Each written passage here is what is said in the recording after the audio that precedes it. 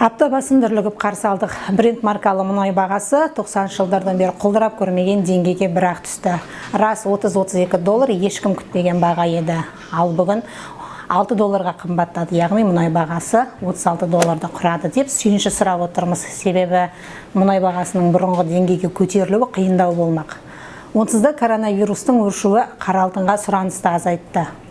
Ал енді Ресей мен Сауд Арабиясының баррель бағасына келісе алмауы жығылғанға жұдырық болып дейді.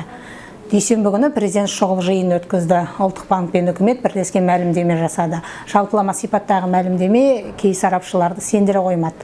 Ал бүгін үкіметтің отырысында нақты қандай жұмыстардың қолға алынатыны айтылды. Бірінші кезекте әдеттегідей бюджеттің шығынын азайтып, әлеуметтік міндеттемелерді толық орындаймыз деп уәде берді. Ал бұған күмәнмен қарайтындар аз емес. Өйткені мәлімдемеде квазисектордың үлесін азайту, көлеңкелі экономиканың көлемін қысқарту секілді маңызды міндеттер айтылмаған.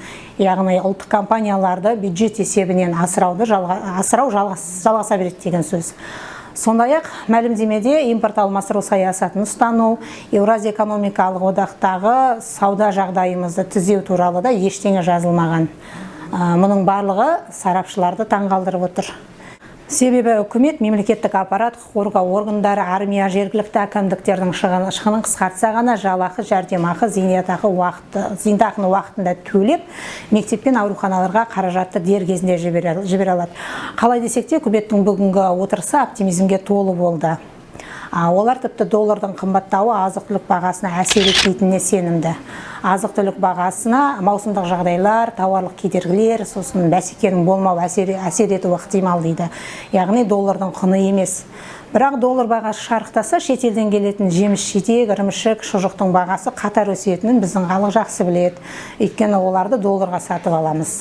Біздің билік мұнай бағасы бензин бағасына да әсер етпейді дегенге сендіріп жатыр. Бензин бағасы еркін айналымда, бағасы тұрақты, қажет жанар-жағармай қоры бар, жеткілікті дейді. Әрине бұл уәденің бәріне сенгім келеді, бірақ экономист Қуаныш Оңалбаев мұнай бағасы $35 төмендесе болды, бюджет пен ұлттық қорға түсетін салық азаяды, мұнай компанияларының табысы төмендейді, жұмыссыздық белең алады, тіпті теңгеміз де құлдырауы мүмкін дейді.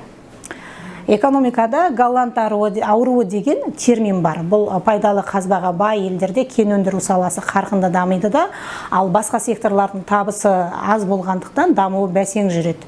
Қазақстанда осы картинаны байқауға болады. Мемлекеттік бюджетте мұнай бағасының бір баррелі $55 болады деп жоспарланған, ал қазіргі бағасы $36. Бүгінде бюджетіміздің 44% мұнай-газ секторынан құралады. Ендеше ортақ қазынамыз қанша шығын көрсететінін жобалай беріңіз. Ұлттық банк баға тұрақтылығын қолдап, теңгенің құнын қорғау мақсатында бүгіннен бастап базалық ставканы және пайыздық дәлізді жылдық 12%-ға дейін арттыру туралы шешім қабылдады. Теңгенің еркін өзгермелі айырбастау бағамы режимінде ұстанады. Алайда қандай да бір күтпеген өзгерістер болса, онда қаржы жүйесінің тұрақтылығын қамтамасыз ету үшін валюталық интервенция жүргізіледі.